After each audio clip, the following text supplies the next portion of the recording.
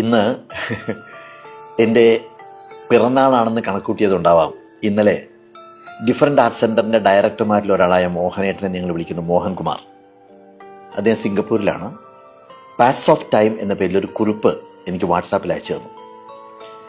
ഞാനത് എത്ര തവണ വായിച്ചു എന്ന് എനിക്ക് തന്നെ അറിയില്ല. ഞാനതിനൊന്ന് മലയാളീകരിച്ചൊരു പ്രിൻ്റ് എടുത്ത് ഇപ്പോൾ അതെൻ്റെ കയ്യിലുണ്ട്. വല്ലാതെ മനസ്സിൽ തട്ടിയ ഒരു എഴുത്താണിത്. ഒറ്റ നോട്ടത്തിൽ ഓർക്കുന്ന ചില കാര്യങ്ങൾ നിങ്ങളോടൊന്ന് പങ്കുവെക്കണമെന്ന് എനിക്ക് തോന്നി. പ്രായം മനസ്സിനെ തളർത്തുന്നു എന്നുണ്ടെങ്കിൽ ഇതൊന്ന് കേൾക്കുന്നത് നല്ലതാണ്. കാലം നമ്മളെ മായ്ച്ചു കളയുകയല്ല, നമ്മുടെ മനോഭാവത്തെ പതുക്കെ പതുക്കെ മാറ്റിമറിച്ചു കൊണ്ടിരിക്കുകയാണെന്ന് മനസ്സിലാക്കാൻ ഇതൊന്ന് ഓർമ്മയിൽ സൂക്ഷിക്കുന്നത് നല്ലതാണ്. സാധാരണ നമ്മുടെ മക്കളും കൊച്ചുമക്കളും ഒക്കെ മാതാപിതാക്കളുടെ വയസ്സ് കണക്ക് കൂട്ടി ഓർമ്മിപ്പിച്ചു തുടങ്ങുന്നത് ഷഷ്ടിപൂർത്തി മുതലാണ്, അല്ലെ? 60 വയസ്സാവുമ്പോൾ.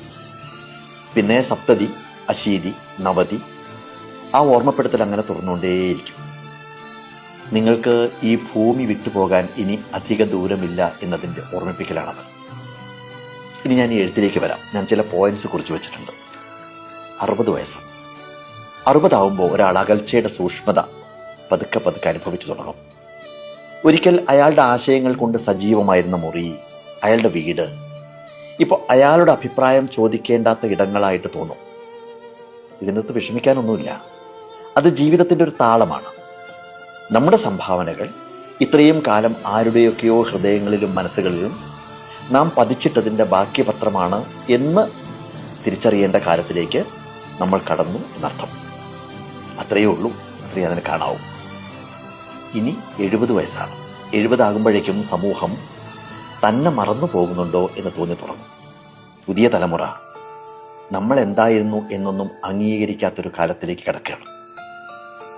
അത് പരാജയമൊന്നുമല്ല, അതിനൊരു തരം മോചനമായിട്ട്, ഒരു തരം സ്വാതന്ത്ര്യമായിട്ട് കാണാൻ പഠിക്കുന്നിടത്താണ് നമുക്ക് മനസ്സമാധാനം കിട്ടുക.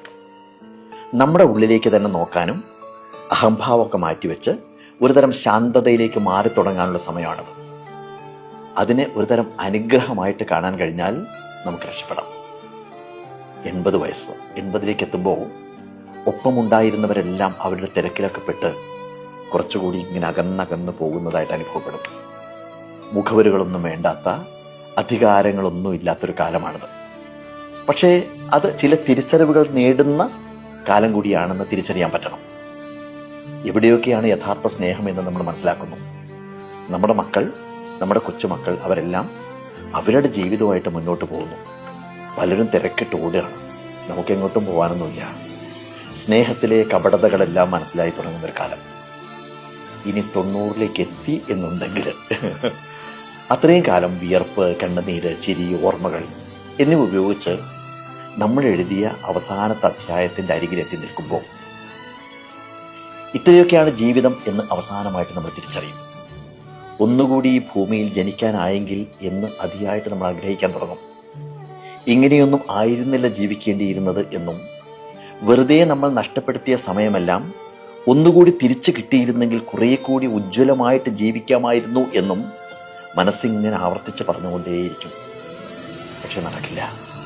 അതുകൊണ്ട് ഇപ്പോൾ ഇവിടെ ശ്വാസമുള്ളിടത്തോളം, ഊർജമുള്ളിടത്തോളം, ഹൃദയം മിടിക്കുന്നിടത്തോളം തീവ്രമായിട്ട് ജീവിക്കുക.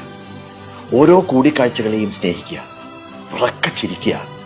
ജീവിതത്തിലെ ചെറുതും വലുതുമായ, അല്ലെങ്കിൽ ലളിതവും സങ്കീർണവുമായിട്ടുള്ള സന്തോഷങ്ങൾ ആസ്വദിക്കുക. ഒരു പൂന്തോട്ടത്തിലെ ചെടികളെ പരിപാലിക്കുന്നത് പോലെ പരമാവധി സൗഹൃദങ്ങൾ ഇങ്ങനെ വളർത്തിയെടുക്കുക. കാരണം അവസാനം അവശേഷിക്കുന്നത് ഉണ്ടാക്കിയ പണമോ നേട്ടങ്ങളോ സ്ഥാനങ്ങളോ ഒന്നുമല്ല. ബാക്കി നിൽക്കുന്നത് ജീവിച്ചിരുന്നപ്പോൾ ഉണ്ടായിരുന്ന ബന്ധങ്ങളും അവരോടൊപ്പം നമ്മൾ പങ്കുവച്ച നിമിഷങ്ങളും അവർക്കായി നാം പരത്തിയ പ്രകാശവും മാത്രമായിരിക്കുമെന്നുള്ള കാര്യം ഓർക്കുക.